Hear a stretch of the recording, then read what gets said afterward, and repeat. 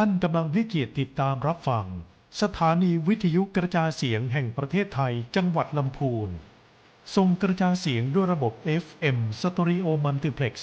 ความถี่ 95 เมกะเฮิรตซ์จากอาคารห้องส่งเลขที่ 113 หมู่ที่ 10 ตำบลบ้านกลาง อำเภอเมืองจังหวัดลำพูนวิทยุแห่งประเทศไทยให้ความรู้คู่ความสุข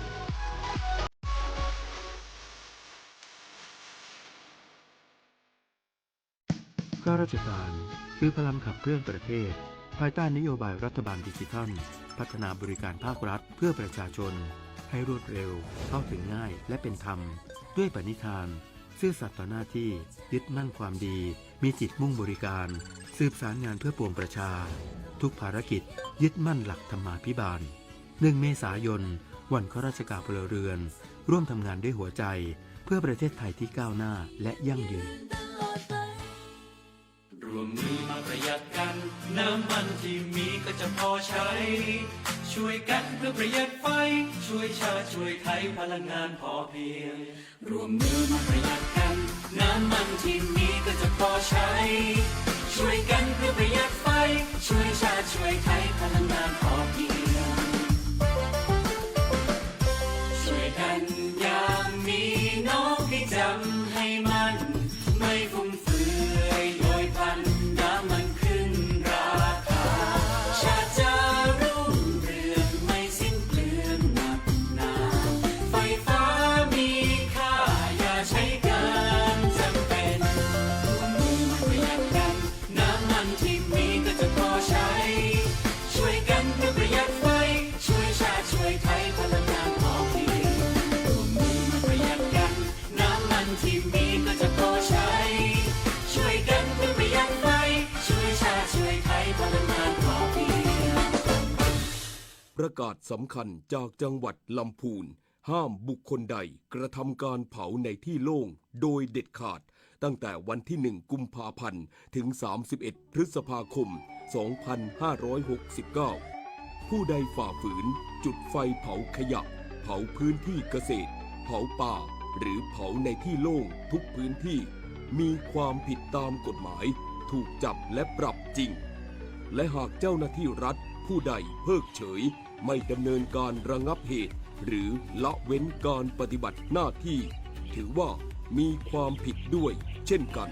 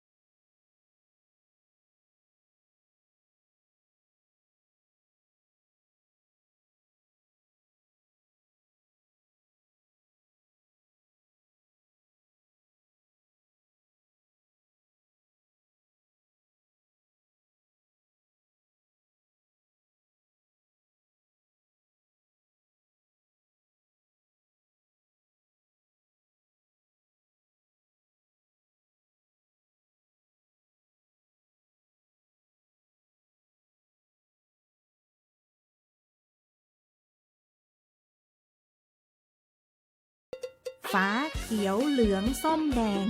สีคู่สีมีความหมายเจ้าเพราะส่งผลต่อการดูแลสุขภาพในแต่ละวันของท่านและคนในครอบครัวค่าฝุ่น PM 2.5 แสดงผลเป็นสีฟ้าหรือสีเขียวทำกิจกรรมกลางแจ้งได้ตามปกติค่าฝุ่นสีเหลืองอยู่ในระดับปานกลางประชาชนกลุ่มเสี่ยงควรใช้หน้ากากอนามัยและลดระยะเวลาการทำกิจกรรมกลางแจ้งค่าฝุ่นสีส้มหรือสีแดงอยู่ในระดับมีผลกระทบกับสุขภาพของประชาชนต้องสวมหน้ากากอนามัยป้องกันฝุ่นงดกิจกรรมกลางแจ้งและถ้ามีอาการผิดปกติควรต้องไปพบคุณหมอโดยด่วนเจ้าดูแลด้วยใจป้องกันด้วยความรู้ปปป้องกันฝุ่นจิ๋วปิดประตูหน้าต่างคือมิดชิดปัดกวาดเช็ดถูด้วยผ้าจุ๊บน้ำบ่ให้ฝุ่นฟุ้งกระจายและป้องกันด้วยการสวมใส่หน้ากากอนามัยทุกครั้งหากจำเป็นต้องออกในที่โล่ง PM 2.5 บ่ใช่ก้าควันไฟที่พอบหัน แต่คือภัยเงียบที่ซึมเข้าสู่กระแสเลือดและทำลายสุขภาพของเฮาได้กู้วินาทีตรวจสอบค่าฝุ่น PM 2.5 ได้ตลอดเวลาที่แอปพลิเคชัน Air for Thai ด้วยความปรารถนาดีจากศูนย์อำนวยการป้องกันและแก้ไขปัญหาไฟป่าหมอกควันและฝุ่นละอองขนาดเล็กจังหวัดละปูน อย่าเผานะจ๊ะช่วยกันคนละนิดอากาศจะกลับมาสดใส PM 2.5 อย่าให้มันทำร้ายร่วมมือร่วมใจกันไว้ละปูนมันไม่ได้ลอยไปไหนมันเข้าไปในปอดหัวใจแค่ไอมันคือชีวิตที่เฮาบอดคนเผาถูกจับถูกปรับโดนยับนี่จะได้ก่อนมารอดหยุดอย่าเผาคิดก่อนทำช่วยกันพี่น้องท่องไว้แค่2 คำอย่าเผาอย่าเผาอย่าเผาจังหวัดละปูนร่วมกับสถานีวิทยุกระจายเสียงแห่งประเทศไทยจังหวัดละปูนกรมประชาสัมพันธ์เสนอรายการผู้ว่าราชการจังหวัดละปูนพบประชาชนปะป้อเมืองอู้เรื่องละปูน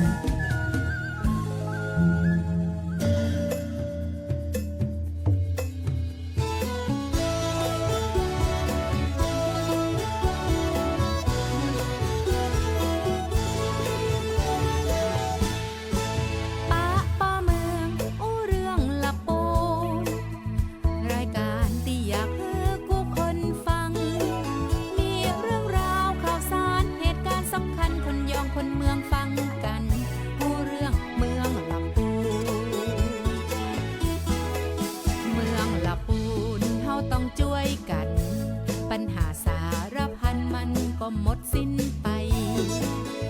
พี่น้องผู้คนห่วมใจแป่งเมืองละปูนฮือยิ่งใหญ่ตลอดกา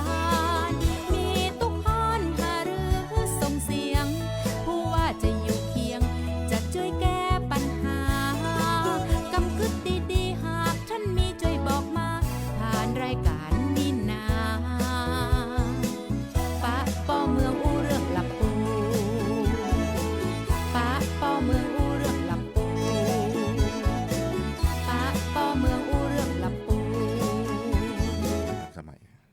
สวัสดีครับตอนรับเข้าสู่รายการปะป้อเมืองอูเรืองละปูนนะครับวันนี้ปะกันนะครับวันศุกร์ที่27มีนาคม2569นะครับกับผม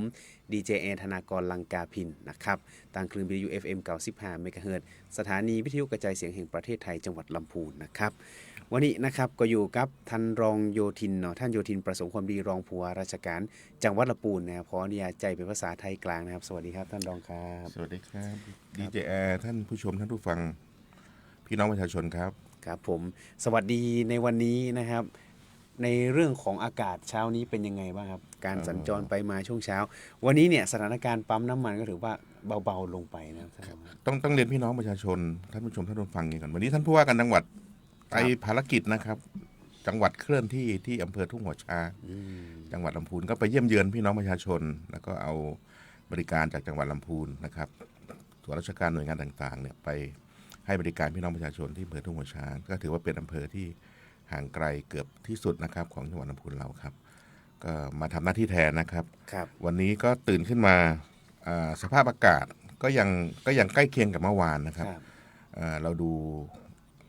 ผ่านแอปนะครับเช็คข้อมูลนะครับเช็คฝุ่นก็ปรากฏว่าก็ยังเป็นสีส้มสีแดงอยู่นะครับก็เป็นสิ่งที่เราต้องระมัดระวังนะครับแล้วก็จากการพยากรณ์อากาศตอนนี้ประเทศไทยตอนบนก็ยังมีอากาศร้อนนะครับแล้วก็อาจจะมีฟ้าหลัวในตอนกลางวันมีฝนฟ้าคะนองบ้างนะครับเล็กๆน้อยๆนะครับเนื่องจากสภาพอากาศของเราเป็นแบบนี้นะครับแต่ฝนตกก็ค่อนข้างน้อยนะครับค่อนข้างน้อยประมาณสัก 10% เนาะโดยประมาณนะเขาบอกว่าทางตอนล่างครับในช่วงท้ายๆเดือนทางตอนล่างนี่จะมีพายุแบบรุนแรงนิดนึงเป็นพายุฤดูร้อนที่อาจจะมีลูกเห็บตกบางพื้นที่ครับท่านรองครับของเราก็อาจจะมีบ้างแต่อย่างไรก็แล้วแต่ก็เตรียมไว้นะครับเรื่องความปลอดภัยของพี่น้องประชาชนนะครับรวมถึงอาคารนะครับสิ่งต่างๆที่มันค่อนข้างที่จะชำรุดทรุดโทรมอะไรเงี้ยตรงนี้ต้องดูนะครับเปิดลมพายุเข้ามานะครับในผ่านบ้านของเราพอดีเนี่ยมันก็อาจจะมีปัญหานะครับถ้าเราไม่ได้เตรียมการนะครับนี่ต้องระมัดระวังทรัพย์สินผลิตผลทางการเกษตรนะครับก็คอยดูนะครับสถานการณ์และติดตามการพยากรณ์อากาศครับครับผมช่วงหน้าร้อนแบบนี้นะครับอากาศแห้งแล้งแห้งมาตั้งแต่ในช่วง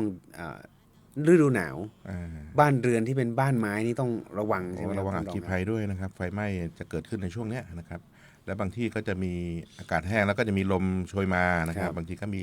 ลมแรงบ้างเวลาเกิดประกายไฟขึ้นมานะครับก็จะทำให้สามารถที่จะลุกลามได้เร็วขึ้นนะครับอันนี้ต้องระมัดระวังเป็นอย่างยิ่งครับถ้ามีปัญหาเกิดขึ้นนะครับเกิดอัคคีภัยกันแล้วก็รีบแจ้งเลยนะครับแจ้งไปที่เทศบาลอบตนะครับที่อยู่ในพื้นที่ของท่านนะครับจะได้ช่วยกันนะครับในการแก้ไขปัญหาครับ ครับเป็นภารกิจของเขาอยู่แล้วนะครับ ใช่ ท่าน ค ร รั อบ งครับ เขาเตรียมตอนนี้ก็ทุกแห่งก็เตรียมนะครับท่านนายกก็ได้สั่งการให้เจ้าหน้าที่นะครับไม่ว่าจะเป็นเจ้าที่ป้องกันทางสาธารณภัยรถดับเพลิงรถน้ำอะไรก็เตรียมการไว้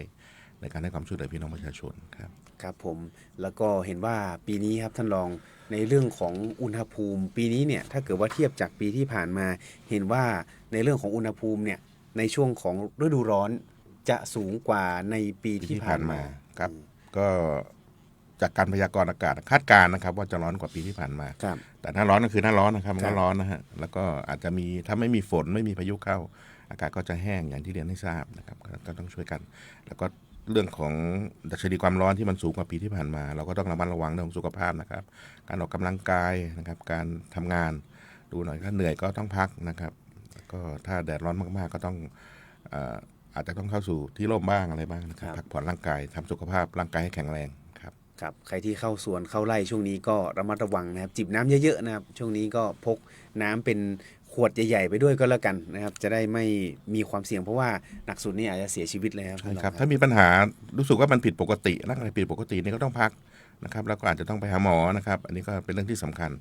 ก็ดูแลห่วงใยสุขภาพของเราเองแล้วก็คนข้างเคียงด้วยนะครับ ครับผมส่วนในค่าฝุ่นนะครับวันนี้สีส้มสีแดงนะครับ ครับ ในพื้นที่ทางลี้เนี่ยเมื่อวานตั้งแต่เมื่อวานนะครับท่านรองครับ ใช่ครับไปหลีเมื่อวันซืนนะครับ ครับ วันซืนก็ดูจากค่าฮอตสปอตนะครับที่รายงานช่วงเช้าเนี่ยก็ยังมีที่ฮอตสปอตหรือจุดความร้อนที่อำเภอลีเนี่ยจะค่อนข้างมากกว่าอำเภออื่นนะครับวันนี้ก็เช่นเดียวกันนะครับอำเภอลีจะมากกว่าอำเภออื่นแล้วก็จะมีอำเภอแม่ทาบ้างนะครับที่อื่นก็ค่อนข้างที่จะน้อยกว่านะครับแต่อย่างไรก็แล้วแต่เนี่ยวันนี้32 จุดความร้อนนะครับที่เกิดขึ้นในพื้นที่จังหวัดลำพูนเราผู้ว่าการจังหวัดเองก็ได้บัญชาการนะครับให้ทั้งอำเภอและในอำเภอส่วนราชการหน่วยงานที่เกี่ยวข้องเนี่ยลงไปแก้ปัญหาไปตั้งแต่เช้าบางทีไปทั้งวัน ครับ นะครับส่วนเจ้าที่ของ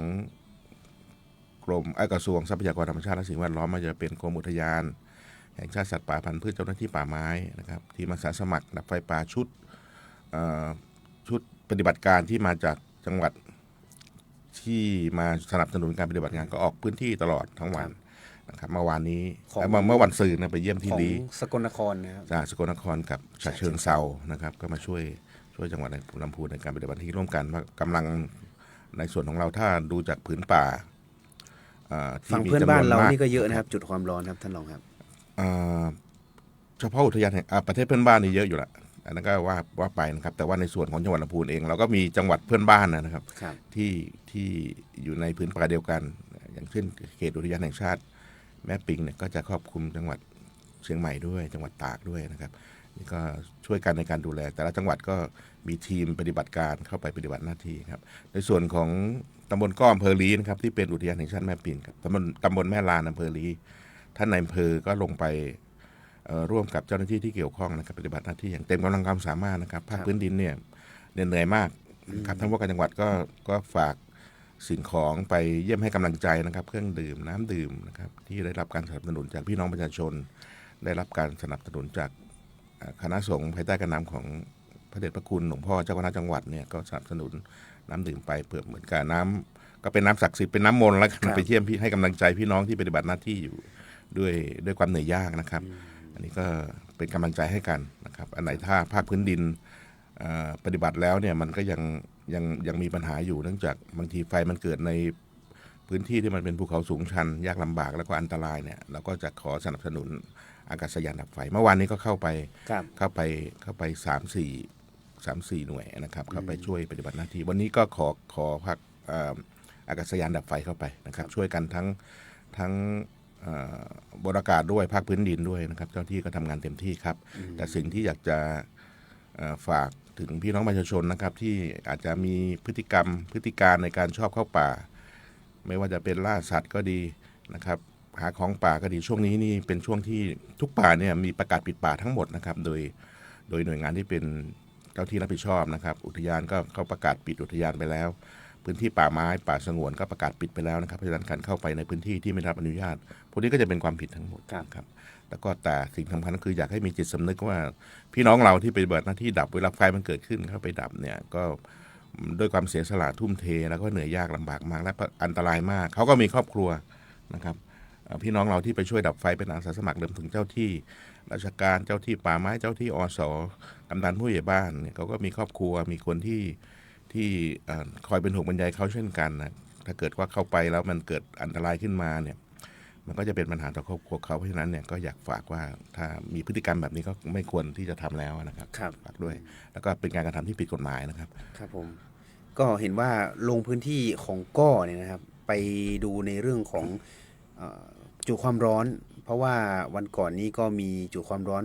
85จุดนะครับในช่วงวันที่25ครับท่านรองครับก็ได้รับการสนับสนุนจากเฮลิคอปเตอร์ของปภฮอปักเป้านะครับก็ถือว่าบินไปหลายเที่ยวเหมือนกันนะครับท่านรองครับครับก็ภายใต้สถานการณ์ที่ตอนนี้ราคาน้ำมันก็สูงแล้วก็น้ำมันก็ขาดด้วยนะครับแต่เราก็มีความจำเป็นต้องขอรับการสนับสนุนอากาศยานดับไฟก็ไปช่วยเพราะไม่เช่นนั้นเนี่ยเจ้าที่กว่าจะขึ้นไปถึงจุดที่เกิดไฟเนี่ยมันก็เป็นไปด้วยความยากลำบากและอันตรายนะครับบางทีเราก็ต้องใช้อากาศยานในการสนับสนุนก็เป็นการสิ้นเปลืองนะครับพูดถึงแต่ว่าก็ต้องรักษาผืนป่าของเราไว้ด้วยนะครับครับก็เลยจำเป็นต้องบินขึ้นนะครับแล้วก็วันนี้ก็ขอสนับสนุนในพื้นที่ไหนครับท่านรองครับวันนี้ก็จะไปที่อำเภอลีนะครับตำบลก็อุทยานแห่งชาติแม่ปิงเมื่อวานนี้ก็เข้าไปก็ทั้งไปส่งกำลังพลนะครับขึ้นไปสับเปลี่ยนเพื่อช่วยลดระยะเวลาในการเดินทางพอกว่าจะไปถึงที่เกิดเหตุที่เกิดไฟเนี่ยบางทีหลายชั่วโมงนะครับอันนี้เราก็ใช้เฮลิคอปเตอร์นะครับในการส่งลำเลียงกำลังพลขึ้นไปลำเลียงเสบียงขึ้นไปเราเอาไปกำลังพลที่ขึ้นไปตั้งแต่วันก่อนแล้วเนี่ยลงมานะครับให้พักบ้างเอากำลังพลชุดไหนขึ้นไปสับเปลี่ยนสับกันขึ้นไปนะใช่ครับอันนี้วางแผนร่วมกับทางด้านหัวหน้าอุทยานก็ไปคุยกันเมื่อวานนี้ไปดูหน้างานนะครับดูแผนที่ดูจุดที่เกิดไฟนะครับเราก็รู้ว่าจุดไหนที่มันมีเชื้อเพลิงมากและคาดว่าถ้าไม่ใช้กำลังเข้าไปสนับสนุนรวมถึงอากาศยานเนี่ยมันก็จะทำให้ไฟไม่ดับแล้วมันก็จะปะทุลามไปเรื่อยครับแล้วก็อุทยานแห่งชาติแม่ปิงในช่วงที่ผ่านมาก็ต้องเรียนว่าทางท่านผู้ว่าการจังหวัดท่านนายอำเภอหัวหน้าอุทยานและทีมงานเนี่ยสถานีควบคุมไฟป่าเราทำหน้าที่ของเราได้เป็นอย่างดีนะครับทำให้จุดความร้อนในพื้นที่ตำบลก้อในช่วง3 ปีที่ผ่านมาเนี่ยน้อยมากนะครับคำว่าพอน้อยมากปุ๊บเนี่ยเชื้อเพลิงก็อาจจะสะสมเวลาเกิดไฟอย่างปีนี้ถ้าเกิดว่าไม่มีการดูแลนะหรือว่ามีผู้ลักลอบแล้วก็ไม่มีเครื่องไม้เครื่องมือหรืออากาศยานเข้าไปช่วยสนับสนุนการปฏิบัติงานไฟก็อาจจะลามเนื่องจากเชื้อเพลิงสะสมเยอะครับก็อาจจะทำให้ไหม้เยอะไปอีกนะครับปีที่ผ่านมาเนี่ยยังพอมีฝนที่ตกมาในช่วงฤดูร้อนถ้ามีฝนก็ถือว่าโชคดีแต่อย่างไรก็แล้วแต่ทีมงานการปฏิบัติงานของทั้งข้าการไม่ว่าจะเป็นท่านนายอำเภอเจ้าที่อุทยานเจ้าที่สถานีควบคุมไฟป่ารวมถึงกำนันผู้ใหญ่บ้านพี่น้องประชาชนที่เป็นอาสาสมัครดับไฟเนี่ยช่วยกันเต็มกำลังความสามารถว่าทำให้ผ่านพ้นสถานการณ์ไปได้ปีนี้ก็เช่นเดียวกันนะครับว่าทำหน้าที่อย่างเต็มที่ท่านผู้ว่าการจังหวัดลำพูนท่านปิยพงษ์ชูวงศ์ท่านกับบัญชาการนะครับสั่งการทุกเช้าในการที่จะสนับสนุนการปฏิบัติงานอย่างวันนี้ถ้ามันยังไม่ดับในพื้นที่สูงชันอันตรายก็จะประสานเรื่องของอากาศยานดับไฟเข้าไปช่วยครับครับถือว่าใช้ทั้งกำลังคนแล้วก็ใช้งบประมาณหลวงนะครับก็คือฮอขึ้น1ทีนี้น้ำมันค่อนข้างเยอะนะครับโดยเฉพาะช่วงนี้อย่างที่ท่านรองผู้ว่าราชการจังหวัดลำพูนบอกนะครับว่าราคาน้ำมันก็ปรับตัวขึ้นราคาน้ำมันเครื่องบินนะครับก็ปรับตัวขึ้นเหมือนกันนะครับก็เป็นไปตามกลไกของตลาดโลกนะครับก็เป็นภาษีกรของพี่น้องประชาชนนะครับในการต้องทุ่มเทสรรพกำลังทั้งหลายเนี่ยลงไปแต่ว่าเราก็ต้องทำหน้าที่ของเราให้เต็มกำลังความสามารถครับแต่ผลกระทบเนี่ยถ้ามันเกิดฮอตสปอตเยอะๆแล้วมันมีไฟเกิดขึ้นแล้วไม่ดับก็จะทำให้เกิดปัญหาเรื่องฝุ่นละอองขนาดเล็กหรือฮอตสปอตอันนี้จะกระทบไปถึงพี่น้องประชาชนทั้งหมดเลยนะครับที่อยู่บริเวณนี้อย่างที่เรียนให้ทราบว่าก็สีส้มกับสีแดงตอนนี้นะครับแต่ว่าวันนี้จังหวัดลำพูนเราก็ไม่ใช่มี ค่า PM 2.5 สูงที่สุดนะครับเรามีจังหวัดอื่นนะครับที่เขาก็มีค่า PM 2.5 สูง ครับ เช่นเดียวกัน เป็นจังหวัดที่ติดกับทางเพื่อนบ้านนะค ก็ รับ ก็ไม่ควรจริงๆก็ไม่ควรเกิดนะครับเรา ครั ก็ บ ต้องช่วยกันในการที่จะระงับยับยั้งไม่ให้เกิดปัญหาหรือว่าให้คลี่คลายโดยเร็วครับ ครับผมของอำเภอลีเนี่ยนะครับมักจะพบจุดความร้อนในช่วงระยะนี้เห็นว่าก่อนหน้านี้เนี่ยของเทศบาลตำบลเวียงแก้วนะครับเป็นอบตตำบลเวียงแก้วเขาได้รับการสนับสนุน เป็นรถบรรทุกน้ำดับเพลิงครับท่านรองครับ ครับก็ต้องขอบคุณนะฮะรัฐบาลญี่ปุ่น วันที่ 25 วันพุธที่ผ่านมาก็ไปได้รับเป้าหมายจากผู้ว่าการจังหวัดนะครับให้ไปร่วมในพิธีส่งมอบรถบรรทุกน้ำอเนกประสงค์พร้อมกับโรงจอดรถเลยนะครับ ครับ ก็อันเนี้ย เขาสร้างให้เลยใช่ไหมครับ ใช่ครับรถนี่2 ล้านกว่าบาทนะครับแล้วก็โรงจอดเขาสนับสนุนเป็นงบประมาณมา ครับ แล้วโรงจอดรถให้อีกนะครับโรงจอดรถที่ประมาณ 4-5 แสนนะครับทางรัฐบาลญี่ปุ่น ภายใต้โครงการเขาชื่อโครงการว่าคุซาโนเนะนะครับก็เป็นโครงการความร่วมมือทางด้านเศรษฐกิจแบบให้เปล่า เพื่อพื้นฐานและความมั่นคงของมนุษย์เนี่ยนะครับก็จะดูการพัฒนาคุณภาพชีวิตดูว่าอันไหนที่จะไปเสริมสร้างศักยภาพขององค์กรปกครองส่วนท้องถิ่นได้นะครับก็จะไปสนับสนุนปีนี้เราก็ได้รับการสนับสนุนเรื่องรถบรรทุกน้ำ เหมือนปีที่ผ่านมานี่ก็มีสนับสนุน ใช่ครับปีที่ผ่านมาไปที่เทศบาลก้อนะครับเทศบาลตำบลก้อก็ได้รับรถลักษณะแบบเนี้ยนะครับอันนี้ก็ช่วยได้เยอะนะครับเป็นทั้งรถดับเพลิงรถบรรทุกน้ำนะครับหน้าแล้งอาจจะไปแจกจ่ายน้ำให้กับพี่น้องประชาชนที่บางหมู่บ้านประปาหมู่บ้านอาจจะเสียนะครับทำงานไม่ได้ชำรุดเนี่ยก็ไปส่งน้ำให้ได้นะครับมีเพลิงไฟไหม้บ้านอัคคีภัยขึ้นมาก็ไปดับเพลิงได้นะครับฉีดพ่นละอองฝุ่นละอองไม่ใช่น้ำละอองฝอยน้ำฝอยเวลาเกิดไฟไหม้ข้างทางอะไรเงี้ยนะครับช่วยได้เยอะรดน้ำต้นไม้ก็ยังได้ก็เป็นรถอเนกประสงค์ที่รัฐบาลญี่ปุ่นนะครับมอบมาผ่านมาทางโครงการแล้วก็ทางท่านวันที่ไปนั้นท่านรองกงสุลใหญ่รองกงสุลญี่ปุ่นนครเชียงใหม่ก็กุณามาเป็นผู้มอบนะครับไปร่วมรับมอบอันนี้ก็เป็นประโยชน์ต่อพี่น้องประชาชนนะครับในเขตเทศบาลตำบลเวียงแก้ว นี่นะครับก็ถือว่าทั้ง ได้ โรง ทาง ร อ ถ บตนะอบตเวียงแก้ว ครับทั้ง แต่ โรง ปี รถ ที่แล้ว ทั้ง ปีที่แล้วนี่เทศบาลก็ ครับก็คนละพื้นที่นะครับพื้นที่นี้ก็เป็นพื้นที่ที่พบจุดความร้อน เยอะเลย พอสมควร ตำบลศรีวิชัยนะครับ วันนี้ก็ฮอตสปอตมีขึ้นบ้างนะ เป็นพื้นที่อยู่ติดป่านะครับท่านรองครับ ก็เป็นเขตป่าสงวน แล้วก็เชื่อมต่อกับเขตป่าอนุรักษ์ ครับแต่ป่าสงวนนี่ช่วงนี้บังคับใช้กฎหมายเข้มงวดนะครับ ก็ปิดป่าทั้งหมดนะครับช่วง พบ นี้ก็ เจ ต้อง อ เรียน พบเจอแจ้งเลยนะครับ ใช่ครับถ้าพี่น้องประชาชนประสบเหตุนะครับหรือว่ามีได้รับแจ้งเบาะแสมาก็แจ้งให้ทางราชการได้ทราบนำเรียนท่านในอำเภอได้ทราบเลยนะครับก็จะดำเนินการ ครับ ช่วยกัน 191ท่านผู้ว่าก็บอกว่าได้เหมือนกันนะครับเดี๋ยวจะมีการประสานให้หน่วยงานที่เกี่ยวข้องนะครับเข้าไปดำเนินการจัดการให้เรียบร้อยนะครับ แล้วก็ไปตามล่าหาตัวผู้กระทำผิดนะครับก่อนหน้านี้ก็มีการมีเตือนมีจับกันด้วยนะครับ ก็ตอนนี้ จัง ถ้า หวัด มี ลำพูน ถ้ามีไฟไหม้เกิดขึ้นในพื้นที่ก็ให้แจ้งความดำเนินคดีทุกราย ครับ ครับ โดยเฉพาะพื้นที่เกษตรนะครับ ทางเจ้าที่ตำรวจก็จะไปสืบหาผู้ที่กระทำความผิด เผาในพื้นที่ แต่ เกษ ถ้า ตร ความ ตัว ผิด เอง ถ้าความผิดซึ่งหน้า ถ้าความผิดซึ่งหน้า หรือว่ามีโดรนจับภาพได้ เราก็จะไปแจ้งความดำเนินคดีนะครับดำเนินคดีจนตามกฎหมายครับ เหมือนที่เคสก่อนหน้านี้ ใช่ครับ นะครับ ก็เห็นหน้าชัดเจนนี่ก็รู้เลยว่าอยู่ที่ไหนนะครับอันนี้ก็จะมีก็เรียนพี่น้องประชาชนนะครับด้วยความสบายใจว่า ตอนนี้ในแต่ละสถานที่นะครับบางแห่งก็มีเครื่องที่จะตรวจจับนะครับ แล้วก็ได้ผลบ้างนะครับ ได้ผลบ้าง แล้วก็บางที่ก็กำลังดำเนินการอยู่ ครับ ก็พยายามทำทุกวิธีทางที่เป็นจุดอันนี้เป็นต้นเหตุของการเกิด ครับ จุดความร้อนหรือฮอตสปอตนะครับ นะครับก็นะครับช่วยกันเป็นหูเป็นตาอีกแรงหนึ่งก็แล้วกันนะครับ ทีนี้มาในเรื่องของน้ำมันกันบ้างครับ ในช่วงของวันก่อนนะครับคืนก่อนที่ผ่านมานะครับท่านรองครับ ในช่วงประมาณ 3-4 ทุ่ม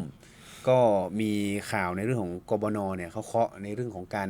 ปรับราคาน้ำมันขึ้น 6 บาทต่อลิตร ตรงนี้เองเนี่ยนะครับมีความเป็นมาเป็นไปยังไงบ้างครับท่านรองครับ ครับก็อันนี้มันก็อยู่ในเหนือการควบคุมของทางจังหวัดหรือภูมิภาคอยู่แล้วนะครับ ครับ ก็เป็นนโยบายของคำการที่เขามีหน้าที่เกี่ยวข้องครับบริหารกองทุนน้ำมันเชื้อเพลิงต่างๆเขาก็มีมติให้ความเห็นชอบในเรื่องของการขึ้นราคาน้ำมันนะครับอันนี้พี่น้องประชาชนตื่นเช้ามาตกใจ สะดุ้งเลยขึ้น หลายคนนอนเร็ว ขึ้น นะ มา ครับ 6 บาทก็ได้รับผลกระทบ ครับ ทั้งหมดนะครับต้องเรียนว่างี้นะครับได้รับผลกระทบทั้งหมดพี่น้องประชาชนเอาเป็นว่าทุกคนเลยดีกว่านะครับเราก็ เป็นผู้ที่ใช้น้ำมันนะครับไม่ว่าทางตรงทางอ้อม อันนี้ทุกคนก็ได้รับผลกระทบแต่ทั้งนี้ทั้งนั้นเนี่ยก็เป็นสิ่งที่ทางคณะกรรมการบริหารกองทุนน้ำมันเชื้อเพลิงเขากำหนดขึ้นมาอันนี้เราก็รับสภาพนะครับแล้วก็ทางรัฐบาลก็คงจะมีกลไกมาตรการในการแก้ไขปัญหาตามมานะครับครับเพราะว่ากบน.เองเนี่ยก็ก่อนหน้านี้ก็มีการอุ้ม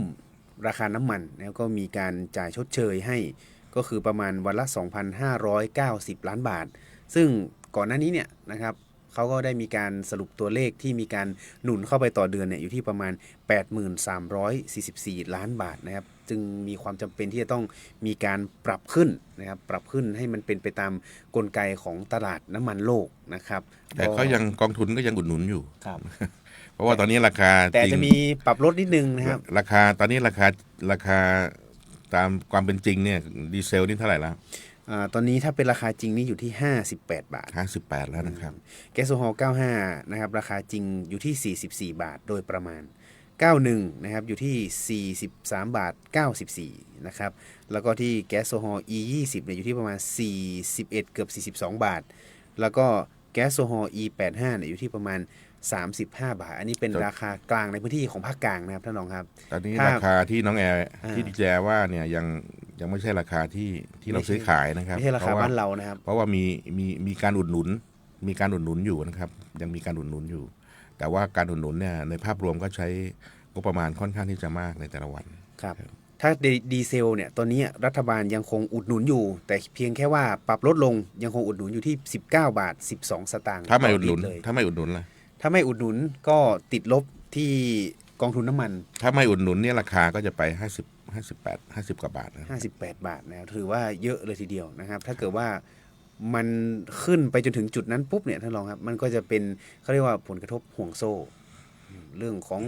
ราคาผลิตภัณฑ์ต่างๆบางทีเนี่ยมันก็อาจจะมีการปรับขึ้นแต่ตอนนี้เองเนี่ยยังคงทรงๆแล้วก็นิ่งๆนะครับก็ติดตามสถานการณ์กันต่อนะครับทีนี้เนี่ยท่านรองครับทางจังหวัดลำพูนของเราเนี่ยนะครับสถานการณ์บ้านเรานี่เป็นยังไงบ้างครับครับของลำพูนเมื่อเช้านี้ก่อนที่จะมาที่สวทนี่ก็แวะเข้าไป3 ปั๊มนะครับ3 สถานีบริการน้ำมันก็ปรากฏว่าส่วนใหญ่จะน้ำมันหมดนะครับหมดแต่ก็ค่อนข้างที่จะคลิกดีขึ้นในระดับหนึ่งเอาเป็นว่าบางปั๊มเนี่ยก็จะมี9195นะครับเ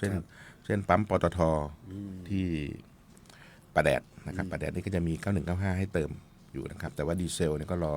รถขนส่งน้ำมันเข้านะครับแล้วก็ทางผู้ว่าราชการจังหวัดลำพูนเองเนี่ยท่านก็ได้สั่งการนะครับให้รองผู้ว่าราชการจังหวัดให้หัวหน้าส่วนราชการที่เกี่ยวข้องไม่ว่าจะเป็นพลังงานจังหวัดพาณิชย์จังหวัดนะครับร่วมกันในการที่จะไปตรวจตามหน้าที่เรานะครับต้องเรียนว่าอยู่ในอำนาจหน้าที่ที่เราสามารถทำได้ในบางอย่างเท่านั้นนะครับเช่นไปตรวจที่จะไม่ให้มีการกักตุนนะครับบางทีพี่น้องประชาชนไปขับรถไปเข้าคิวไปรอคิวกันเนี่ยหลายชั่วโมงนะครับแต่ปรากฏว่าไปถึงคิวตัวเองเนี่ย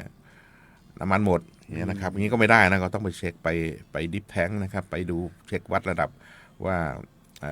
หลุมหรือว่าถังน้ำมันที่สถานีบริการน้ำมันหรือปั๊มนั้นๆเนี่ยมีอยู่เนี่ยเช่นถังของดีเซลมี10,000 ลิตรเนี่ยยังมีอยู่ไหมไม่ใช่ว่าไปบอกพี่น้องประชาชนว่าน้ำมันหมดแล้วแต่ว่าในถังยังมีอยู่อันนี้คือการกักตุนนะซึ่งไม่สามารถทำได้นะครับก็ผิดกฎหมายนะครับก็พยายามที่จะไปดูทุกแห่งให้เขาเช็คน้ำมันในถังให้ดูเลยนะครับว่ามีการกักตุนหรือไม่มีแต่บอกว่าพี่น้องประชาชนไม่มีหรือไม่ทั้งที่พี่น้องประชาชนไปเข้าคิวรอนะครับไปเท่าที่ไปดูทุกส่วนใหญ่ก็จะมีน้ำมันที่เหลือค้างอยู่ในถังเนี่ยน้อยมากมันคือมันดูดไม่ขึ้นแล้วนะครับอันเนี้ยแล้วก็อันนี้ก็ไม่เป็นไรเพราะว่าถ้ามันสูบจนก้นถังแห้งไปเลยเนี่ยมันอาจจะอันตรายนะครับอันตรายเกิดควันขึ้นนะเขาจะมีระดับที่รักษาความปลอดภัยเขาจะมีไม้วัดเลยนะครับไปวัดเลยว่าเหลือเท่าไหร่นะครับถ้าไปเนี่ยนะครับเด็กปั๊มเอาไม้ลงไปวัดเนี่ยเขาก็จะเป็นการวัดว่าตอนนี้มันอยู่ในระดับที่เท่าไหร่นะครับคือไปดูน้ำมันคงเหลือในถังนั้นหรือว่าในหลุมนั้นนะครับก็ส่วนใหญ่ก็เท่าที่ไปดูนะครับทั้งอำเภอเมืองบ้านที่ไปที่อำเภอลีก็น้ำมันก็หมดจริงนะครับก็รอจากน้ำมันจากคลังแล้วก็รถขนส่งเข้ามาเติมผู้ว่าการจังหวัดให้ไปทุกอำเภอนะครับไปตรวจ ความต้องการนี่เยอะประมาณ3เท่านะครับหลายคนก็บอกว่าก่อนหน้านี้เนี่ยรถไม่เคยเติมเต็มถังแต่พอมาในช่วงนี้เนี่ยจำเป็นที่จะต้องเติมเต็มถังนี่จำเป็นขนาดนั้นเลยไหมครับท่าน ก็จริง ๆ แล้วอาจจะพี่น้องประชาชนก็อาจจะวิตกนะครับว่าถ้าเราไม่เติมเนี่ยเดี๋ยวอีกวันข้างหน้าน้ำมันอาจจะขึ้นหรือว่าน้ำมันอาจจะหมดนะครับก็เป็นความเตรียมการดีกว่านะครับพี่น้องประชาชนเขาก็อาจจะก็เตรียมการในส่วนของในรถของตัวเองหรือว่าน้ำมันที่จะต้องสำรองไว้ใช้ในการเกษตรนะครับใช้ในกิจการต่างๆสำรองไว้ อันนี้เราก็ไม่ว่ากันแต่ว่าไม่จริงๆก็ไม่มีความจำเป็นต้องกัดเรื่องอะไรต้องเตรียมขนาดนั้นนะครับเอาเท่าที่เราเคยใช้เมื่อก่อนนะครับความต้องการเราขนาดไหนก็อาจจะใช้เติมก็ตามปกตินะครับเมื่อก่อนนี้อาจจะน้ำมันถ้าเติมรถเนี่ยอาจจะน้ำมันใกล้หมดแล้วถึงไปเติมแต่ตอนนี้ไปเติมซะก่อนอย่างเงี้ยมันก็ทำให้ความต้องการของพี่น้องประชาชนเนี่ยพร้อมๆกันนะครับรถก็เลยมาเข้าแถวเรียงกันก็อาจจะเสียเวลาในการที่ต้องมาเฝ้ารอแล้วปั๊มเนี่ยบางทีเขาก็ได้น้ำมันมาไม่เป็นไปตามโควต้าอันนี้ก็ทำให้พี่น้องประชาชนบางท่านก็อาจจะได้รับความยากลำบากนะครับเราต้องปรับตัวกันนะครับช่วยกันนะครับส่วนเฉลี่ยทุกเฉลี่ยสุขกันนะครับแบ่งกันเติมนะครับเล็กๆน้อยๆนะครับอย่างของผมเนี่ยก็เติมพอประมาณแต่ช่วงนี้เริ่ม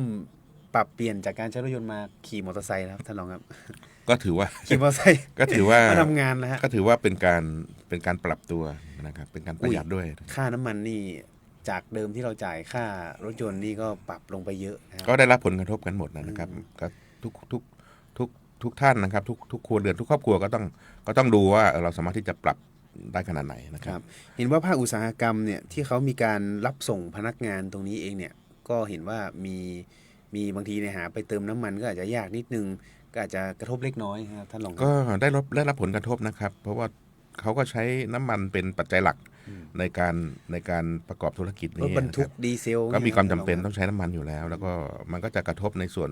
ของพนักงานนะครับที่ปกติเนี่ยต้องไปรับพนักงานเพื่อเข้าสู่โรงงานนะครับนั้นๆบริษัทนั้นๆเนี่ยปรากฏว่าน้ำมันหายากนะครับเติมกว่าจะได้นะครับก็ได้น้อยด้วยนะครับก็จะไม่กระทบบางทีได้ไม่เป็นไปตามเวลาที่กำหนดอาจจะกระทบไปถึงเรื่องของการเข้าทำงานของพนักงานอันนี้ก็พยายามที่จะแก้นะครับผู้ว่าการจังหวัดได้มีการเชิญประชุมเมื่อวันเสาร์ที่ผ่านมาประชุมวันหยุดราชการเนี่ยก็เชิญทั้งผู้ประกอบการส่วนราชการหน่วยงานที่เกี่ยวข้องมาพิจารณาแก้ไขปัญหากันก็ได้รับทราบปัญหาได้รับการสะท้อนปัญหามาสิ่งไหนที่มันสามารถดำเนินการได้เลยเนี่ยเราก็ทำทันทีเช่นการที่เราต้องไปตรวจการกักตุนน้ำมัน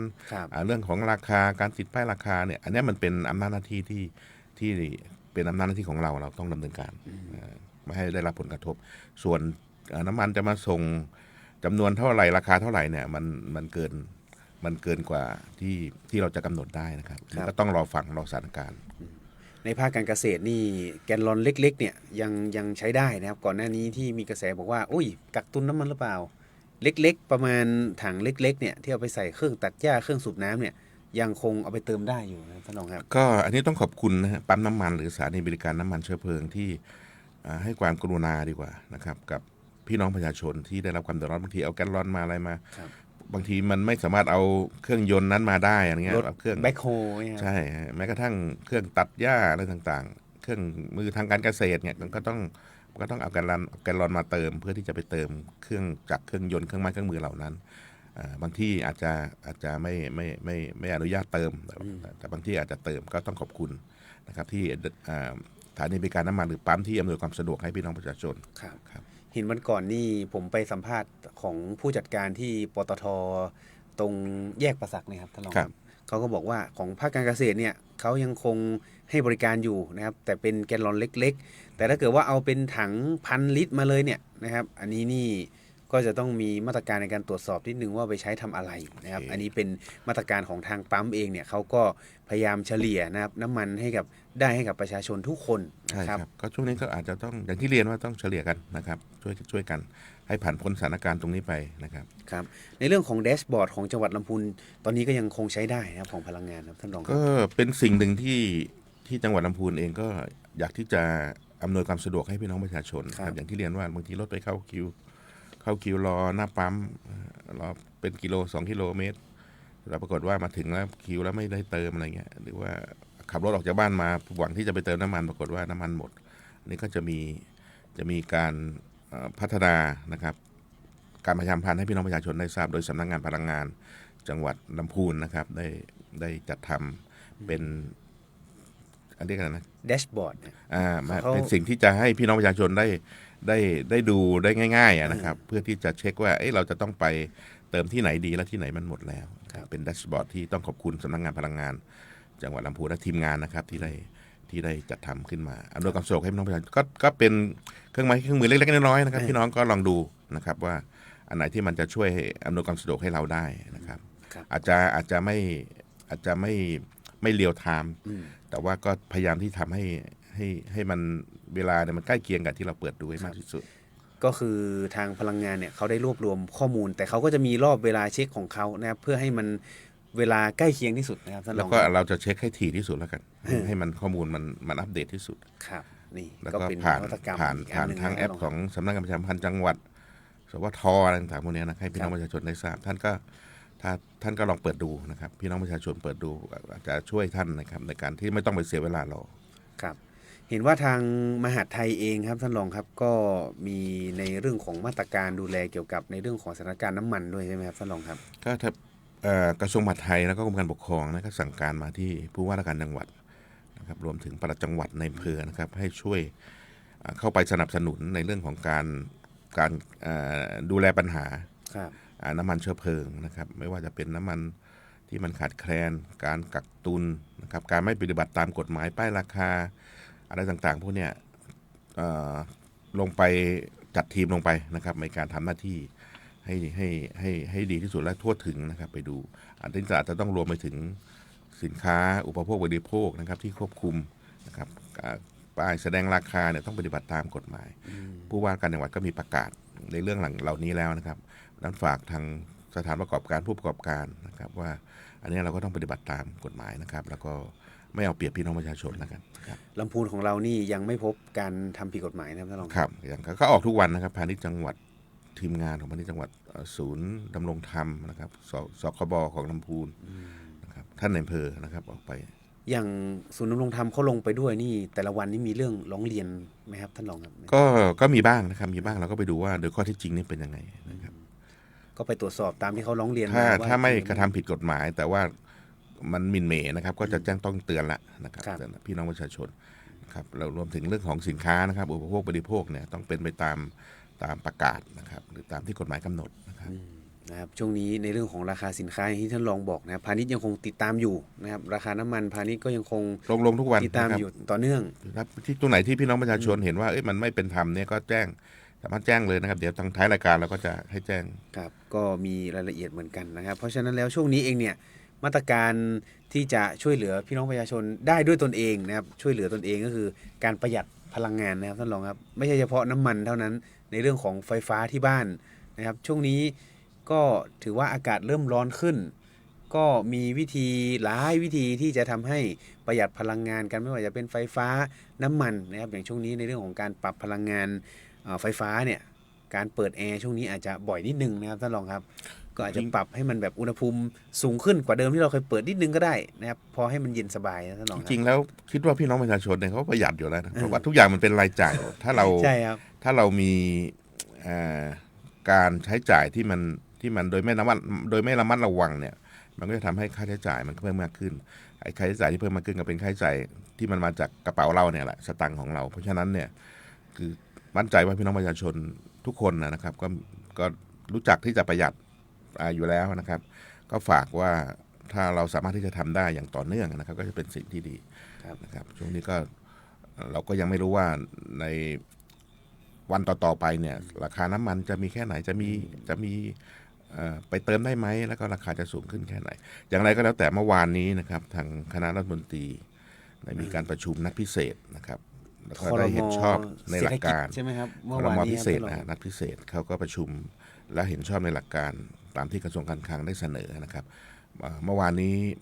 น้ำมันเริ่มขึ้น6 บาทใช่ไหมครับวันแรกทางนายกรัฐมนตรีก็ได้เชิญประชุมครม.นัดพิเศษแล้วก็ได้กำหนดมาตรการคร่าวๆในมาตรการในการดำเนินการที่กระทรวงการคลังเขาเสนอเนี่ยอยู่7มาตรการนี้เราก็ดูตามข่าวก็ยังไม่ได้แจ้งอย่างเป็นทางการแต่มีการแถลงโดย ผู้ที่เกี่ยวข้องอยู่นะครับว่าจะดำเนินการใน7มาตรการหลักๆกันนะครับอันแรกก็คือจะปรับลดอัตราภาษีสรรพสามิตนะครับอันนี้ก็ต้องเป็นคือเป็นมติเห็นชอบในหลักการนะแต่ว่าก็ต้องไปจัดทำรายละเอียดว่า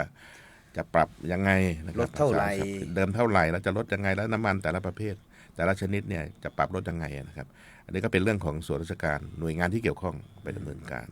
มาตรการที่2ก็จะเป็นเรื่องของการดูแลกลุ่มเปราะบางเติมเงินผู้ถือบัตรสวัสดิการกลุ่มเปราะบางอันเนี้ยเขาพิจารณาง่ายๆเลยว่าเอาผู้ที่ถือบัตรสวัสดิการแห่งรัฐที่ว่าได้เดือนละ300เนี่ยถือว่าเป็นกลุ่มเปราะบางที่ต้องดูแลนะครับอันนี้ค่อนข้างที่จะชัดเจนนะครับว่าจะเพิ่ม100บาท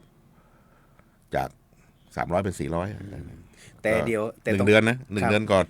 แต่ต้องบอกก่อนนะครับเดี๋ยวพอบอกไปอย่างนี้ว่าเพิ่ม100บาทเนี่ยเงินจะเข้าเมื่อไหร่นะครับยังต้องรอนะครับอันนี้เป็นมาตรการที่เขาได้ข้อสรุปจากการประชุมครม.นัดพิเศษแล้วก็เดี๋ยวเขาก็คงมาทำรายละเอียดนะครับอันนี้ก็เป็นมาตรการที่อยากจะเรียนให้พี่น้องประชาชนได้ทราบแต่บางทีบางท่านก็คงทราบแล้วแหละนะครับอันนี้คือดูแลกลุ่มเปราะบางแล้วก็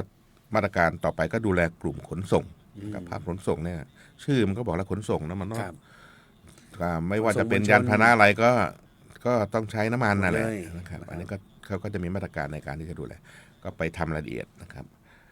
อีกมาตรการหนึ่งก็คือมาตรการดูแลภาคเกษตรก็เป็นเรื่องสำคัญเช่นเดียวกันครับพี่น้องเกษตรกรเราก็มีเยอะแยะลำพูนเราก็พี่น้องเกษตรกรเป็นส่วนใหญ่นะครับอันนี้ทางครม.นัดพิเศษก็บอกว่าจะมีมาตรการในการดูแลภาคเกษตรด้วยถ้าที่ฟังคร่าวๆก็จะเป็นเรื่องอาจจะเป็นเรื่องของปุ๋ยนะครับปุ๋ยที่จะดูแลพี่น้องเกษตรกรนะครับอีกกลุ่มหนึ่งนะครับที่เป็นหนึ่งในมาตรการก็คือดูแลภาคชาวประมงนะครับประมงที่เวลาเขาออกเรืออะไรต่างๆก็ใช้น้ำมันเช่นเดียวกันแล้วก็อีกมาตรการนึงก็คือดูแลกลุ่มที่เป็นคู่สัญญาภาครัฐคู่สัญญาภาครัฐเขาต้องดูแลและสุดท้ายก็ดูแลผู้ประกอบการ SME อันนี้ก็เป็นกลุ่มที่มีความสำคัญนะครับ SME เนี่ยก็จะต้องไปเสริมสภาพคล่องให้กลุ่ม SME เนี่ยสามารถที่จะประคับประคองให้ผ่านพ้นสถานการณ์ไปได้เป็น7มาตรการหลักๆที่เมื่อวานนี้ครม.นัดพิเศษก็เห็นชอบในหลักการกระทรวงการคลังตามที่กระทรวงการคลังเสนอนะครับทางส่วนราชการหน่วยงานที่เกี่ยวข้องเขาก็ต้องไปทำรายละเอียดมานะครับเพื่อที่จะให้การช่วยเหลือพี่น้องประชาชนเนี่ยเป็นไปตามนโยบายนะครับที่เขากำหนดครับผมเป็น7มาตรการนะครับที่เมื่อวานนี้มีการประชุมครม.นัดพิเศษนะครับที่นายกรัฐมนตรีเข้าทำเนียบรัฐบาลในช่วงเช้าปุ๊บนะครับสายๆมาก็เรียกประชุมทันทีเลยก็รายละเอียดการให้ความช่วยเหลือจะเป็นอย่างไรติดตามต้องติดตามข่าวนะครับติดตามข่าวแล้วก็ผู้ที่อยู่ในกลุ่มที่ทางรัฐบาลจะช่วยเหลือเนี่ยท่านก็ลองติดตามข่าวดูว่าท่านได้รับการช่วยเหลือหรือไม่อย่างไรนะครับครับอย่างเงินกลุ่มเปราะบางนี่ต้องเน้นย้ำกันนิดนึงนะครับเดี๋ยวจะโทรมาถามกันในช่วงของรายการอื่นๆนะครับเพราะว่ามันเป็นเงินที่เข้าบัญชีทุกเดือนนะครับถ้าถึงเวลาเข้าพร้อมแล้วก็จะเข้าเองครับ300ครับก็เหมือนกับช่วงที่ผ่านมาที่มีเงิน300เป็น400เมื่อปลายปีที่แล้วนะครับที่เพิ่มมาก็เข้าครับผมเพราะฉะนั้นอดใจรอกันนิดนึงนะครับประชุมเพิ่งจบไปเมื่อวานนี้แล้วก็ได้ข้อสรุปกันออกมาแล้วเดี๋ยวในเรื่องของข้อปฏิบัติเนี่ยจะเป็นยังไงเดี๋ยวติดตามรายละเอียดเพิ่มเติมแล้วเดี๋ยวสพท.ลำพูนเนี่ยจะได้มีการประชาสัมพันธ์เพิ่มเติมให้ประชาชนได้ทราบนะครับครับผมถ้าเกิดว่าใกล้จะเข้าแล้วเนี่ยนะครับเดี๋ยวจะได้บอกอีกทีหนึ่งนะครับอย่าเพิ่งกระหน่ำโทรเข้ามาในรายการนะครับเดี๋ยวจะเป็นเรื่องเข้าใจผิดแล้วเดี๋ยวบางคนเนี่ยอาจจะมีมิจฉาชีพส่งลิงก์นั่นนู่นนี่แล้วก็โทรมาบอกว่าเดี๋ยวจะมีการโอนเงินสวัสดิการในเรื่องของการชดเชยเกี่ยวกับภาวะน้ำมันอะไรต่างๆเข้ามาเนี่ยอันนี้ต้องระวังมิจฉาชีพกันด้วยนะครับปัจจุบันเนี่ยมีเยอะแยะมากๆนะครับแล้วก็มิจฉาชีพปัจจุบันเนี่ยปรับตามสถานการณ์ผู้คนเลยนะครับไม่ว่าจะเป็นสถานการณ์อะไรต่างๆเนี่ยช่วงก่อนนี้ก็มีในเรื่องของการเขาเรียกว่าเก็บภาษีประจำปีนะครับที่เราทุกคนจะต้องไปเขาเรียกว่าอะไรครับท่านรองที่เราจะต้องไปกรอกข้อมูลประจำปีครับชำระภาษีชำระภาษีประจำปีอย่างในเรื่องของชำระภาษีตอนนี้เองเนี่ยยังคงชำระได้อยู่จนถึงสิ้นเดือนนะครับเข้าไปชี้แจงรายละเอียดกันได้ทางเว็บไซต์แล้วก็ถ้าเป็นแบบไปแจ้งโดยตรงที่สำนักงานเขาเนี่ยตอนนี้ก็ยังคงมีเวลาอยู่นะครับอย่าลืมแจ้งกันนะครับเพราะว่าเดี๋ยวในช่วงเดือนเมษายนประมาณกลางเดือนมั้งครับก็น่าจะ ครบกำหนดระยะเวลานะครับแต่สิ่งหนึ่งที่ทางผู้เก็บภาษีเองเนี่ยเขาได้เน้นย้ำมาก็คือไม่มีนโยบายในการโทรไปหานะครับไม่มีการนโยบายในการโทรไปหาพี่น้องประชาชนนะครับเพราะฉะนั้นฝากกันไว้นะครับถ้าโทรมาปุ๊บเนี่ยให้ติดต่อสำนักงานจะดีที่สุดนะครับไม่อย่างนั้นท่านอาจจะตกเป็นเหยื่อเพราะบางคนเนี่ยก็เสียภาษีปีหนึ่งค่อนข้างเยอะนะครับแล้วก็โอนไปแล้วภาษีท่านไม่ได้เสียจริงนะครับอาจจะถูกหลอกได้ สมัยนี้อย่าไปเชื่อง่ายๆนะครับสมัยนี้มันมีบทเรียนเยอะมีข่าวมีอะไรต่างๆที่โดนหลอกโดยเฉพาะยิ่งอะไรสแกมเมอร์โดนหลอกทั้งโทรศัพท์นะครับอะไรต่างๆพวกนี้เยอะแยะมากมายนะพี่น้องประชาชนก็ต้องคิดวิเคราะห์นะครับแล้วก็ดูว่าอันนี้มันเป็นไปได้ไหมของฟรีไม่มีในโลกนะครับนะครับส่วนเรื่องของการชำระภาษีเนี่ยก็เป็นหน้าที่นะครับของผู้ที่มีหน้าที่ต้องเสียภาษีมีรายได้นะครับถึงเกณฑ์ที่ต้องเสียภาษีเราก็ไปชำระภาษีกันรายได้ภาษีบุคคลธรรมดาผมเองก็9190ไปยื่นแล้วนะครับอันนี้ก็ต้องภายในสิ้นเดือนมีนาของท่านรองนี่ไปยื่นหรือออนไลน์ครับให้ไปยื่นนะครับที่สำนักงานจังหวัดนะครับนี่ก็ช่วยในการคำนวณภาษีให้แล้วก็ปฏิบัติตามหน้าที่ที่กำหนดไว้นะครับหรือบางคนเก็บบินประจำปีไว้แล้วนะครับอาจจะเข้าไปกรอกในออนไลน์ก็ได้สะดวกมากๆเลยนะครับของผมกรอกออนไลน์เสร็จเป็นที่เรียบร้อยแล้วนะครับยื่นทางอินเทอร์เน็ตรู้สึกจะถึงวันที่น่าจะวันที่8นะครับถ้าจำไม่ผิดแต่ถ้ายื่นที่สำนักงานสรรพากรพื้นที่เนี่ยก็ภายใน31มีนานะครับตามกฎหมายนะครับครับก็ช่องทางไหนที่แล้วแต่สะดวกนะครับก็เป็นบัตรหน้าที่พลเมืองดีนะครับเรามีรายได้เราก็ต้องชำระภาษีไม่งั้นเนี่ยก็จะไม่มีรายได้เข้าประเทศที่จะไปให้ความช่วยเหลือพี่น้องประชาชนในด้านต่างๆนะครับก็ถือว่าเป็นรายได้หนึ่งของทางประเทศเรานะครับทั้งนี้ทั้งนั้นนะครับทิ้งท้ายกันในช่วงท้ายนะครับในเรื่องของการแจ้งนะครับการถูกเอารัดเอาเปรียบครับท่านรองครับในช่วงของสถานการณ์น้ำมันที่ขึ้นราคาในช่วงนี้ครับท่านรองครับก็เรียนท่านผู้ชมท่านผู้ฟังพี่น้องประชาชนอย่างนี้นะครับจริงๆแล้วการแจ้งเรื่องที่เป็นปัญหาความเดือดร้อนของพี่น้องประชาชนและไม่สามารถที่จะคุยกันได้ไม่สามารถที่จะให้ใครช่วยเหลือได้แล้วเนี่ยท่านผู้ว่าการจังหวัดเนี่ยท่านก็เปิดช่องทางนะครับในการที่จะ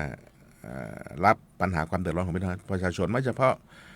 สถานการณ์ช่วงนี้ครับจริงๆก็ตลอด24 ชั่วโมงเราก็มีช่องทางในการที่จะรับฟังปัญหาความเดือดร้อนของพี่น้องประชาชนง่ายๆเลยว่าอยากร้องเรียนเรื่องอะไรเนี่ยนะครับก็แจ้งเข้ามาและโดยเฉพาะอย่างยิ่งช่วงเนี้ยมันมีเรื่องของการอาจจะมีการกักตุนน้ำมันหรือว่าสินค้าเป็นการเอาเปรียบผู้บริโภคในช่วงที่เกิดสถานการณ์แบบเนี้ยมันก็มีหลายๆช่องทางไม่ว่าจะเป็นศูนย์ดำรงธรรมนะครับศูนย์ดำรงธรรมเนี่ยแน่นอนนะครับรับทุกเรื่องอยู่แล้วศูนย์ดำรงธรรมเนี่ย1567ใช่ไหมสายด่วนศูนย์ดำรงธรรม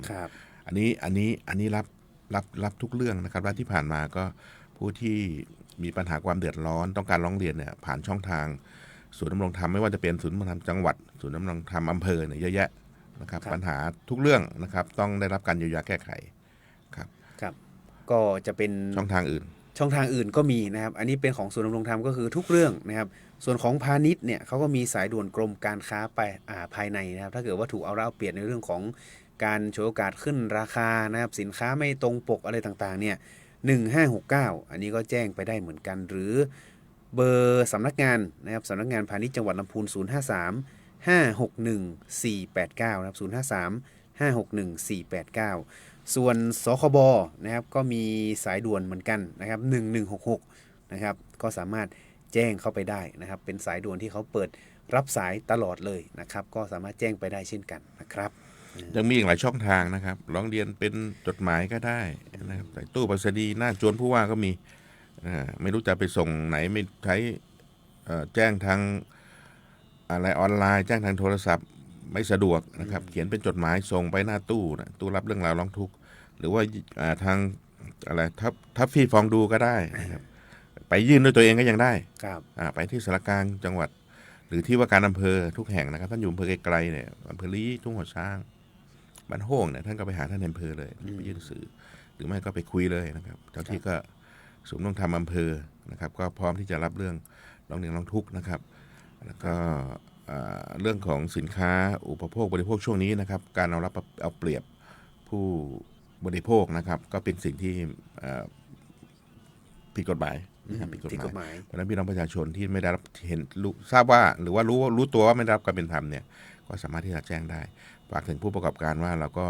อย่างที่เรียนว่าเน้นย้ำหลายครั้งว่าเฉลี่ยทุกข์เฉลี่ยสุขนะครับดูแลให้เกิดความเป็นธรรมนะครับก็ท่านก็ไม่ถึงขนาดว่าขาดทุนนะครับเอากำไรแต่ว่าดูแลพี่น้องประชาชนนะครับผู้บริโภคด้วยนะครับช่วงนี้ ก็พี่น้องประชาชนก็เป็นห่วงว่าถ้าราคาสินค้ามันขึ้นไปแล้วเนี่ยเหมือนที่ผ่านๆมามันปรับขึ้นแล้วมันไม่ค่อยปรับลงครับท่านรอง แต่อย่างไรก็แล้วแต่ทาง พาณิชย์ดูแลอยู่ ทางหน่วย นะครับ งานที่เกี่ยวข้องใช่ครับ อืม หน่วยงานที่เกี่ยวข้องเนี่ยผู้ว่าการจังหวัดในยกำชับพลังงานจังหวัดพาณิชย์จังหวัดสำนักงานคุ้มครองผู้บริโภคในส่วนของจังหวัดลำพูนศูนย์ดำรงธรรมเนี่ยเราลงพื้นที่ในทั้งสถานีบริการน้ำมัน แล้วก็ร้านจำหน่ายสินค้าเครื่องอุปโภคบริโภคต่างๆ แล้วก็พร้อมที่จะรับเรื่องร้องเรียนร้องทุกข์ผ่านทางช่องทางต่างๆด้วยนะครับแก้ไขปัญหาให้พี่น้องประชาชนก็ต้องเป็นกำลังใจให้พี่น้องประชาชนทุกคน ครับเป็นกำลังใจให้เจ้าหน้าที่ด้วยนะครับช่วงนี้ก็ ลงตรวจกันหนักแล้วก็เจ้าหน้าที่ไฟป่าช่วงนี้เป็นสถานการณ์ที่มาคู่กันนะครับท่านรองช่วงนี้ ก็ เป็น ใช่ กำลั ครับ งใจให้ เพราะว่า32 จุดที่เป็นจุดฮอตสปอต ครับ จากการรายงานเมื่อเช้าเนี่ยนะครับทุกอำเภออำเภอลี้มากหน่อยเนี่ยเขาก็ต้องออกไปนะครับเพื่อที่จะระงับยับยั้งเรื่องของฮอตสปอตจุดความร้อนเนี่ยให้เร็วที่สุด แล้วก็เกรงเรื่องของการลุกลามเนี่ยที่บอกว่าอย่างลี้เนี่ยที่ตำบลก้อเนี่ยไม่ได้เกิดปัญหาที่มันฮอตสปอตเยอะๆมา3 ปีแล้วเนี่ยนะครับปริมาณเชื้อเพลิงอะไรต่างๆเนี่ยมากครับก็ช่วยกันเต็มที่นะครับแล้วก็เจ้าที่เหน็ดเหนื่อยมากนะครับ ครับเป็นหูเป็นตานะครับแจ้งได้เลยนะครับ191ก็แจ้งได้นะครับ แต่เล็กๆน้อยๆ พร้อมที่จะดำเนินคดีนะครับ เช่นไฟไหม้ ครับ อาจจะมีคนโยนก้นบุหรี่ไปข้างทางแล้วก็ไหม้ขึ้นมากองเล็กๆเนี่ยถ้ามันสามารถที่จอดรถลงไปช่วยกันนะครับช่วยกันไม่ให้มันลามเข้าไปในป่าได้ ก็ช่วยกันบางเรื่องเนี่ยมันทำได้เลยนะครับไม่ต้องรอไม่ต้องแจ้ง อย่างบางทีเห็นจุดเล็กๆหักกิ่งไม้ข้างทางฟาดเลยก็ได้ ใช่ ครับ อันนี้ก็ถือว่าเราช่วยกันในการที่จะดูแลปัญหา ครับ ซึ่งเป็นปัญหาโดยภาพรวมของเรานะครับ นะครับก็ช่วยกันนะครับส่วนวันนี้ครับเวลาของรายการปะป้อเมืองอู้เรื่องละปูนนะครับก็มาถึงในช่วงของท้ายรายการแล้วนะครับช่วงนี้ก็ฝากกันไว้ในเรื่องของน้ำมันนะครับช่วงไหนที่ไม่ได้ใช้ก็นะครับยังไม่ต้องเติมก็ได้นะครับช่วงนี้เหมือนผมก็จะเปลี่ยนมาใช้เป็นมอเตอร์ไซค์นะครับก็สามารถประหยัดค่าน้ำมัน แล้วก็ประหยัดเงินในกระเป๋าไปได้เยอะเลยนะครับหรือบางคนเนี่ยสถานที่ทำงานใกล้นิดนึงนะครับปั่นจักรยานเอาก็ได้นะครับช่วงนี้ก็จะเป็นอีกตัวเลือกหนึ่งนะครับในการที่จะประหยัดน้ำมันนะครับวันนี้ครับเวลาหมดลงแล้วครับต้องขอบคุณท่านรองผู้ว่าราชการจังหวัดลำพูนครับครั้งหน้านะครับวันศุกร์หน้าก็จะมาพบกันใหม่ในช่วงเวลาดีๆแบบนี้นะครับ8 นาฬิกาจนถึง 9 นาฬิกาทางคลื่นวิทยุ FM 95 เมกะเฮิรตซ์สถานีวิทยุกระจายเสียงแห่งประเทศไทยจังหวัดลำพูนหรือสวทลำพูนนะครับวันนี้ครับผมดีเจแอร์ธนากรลังกาพินแล้วก็ท่านรองผู้ว่าราชการจังหวัดลำพูนท่านโยธินประสงค์ความดีนะครับต้องขอนำรายการลาคุณผู้ฟังไปก่อนพบกันใหม่ในครั้งหน้าสำหรับวันนี้สวัสดีครับ สวัสดีครับ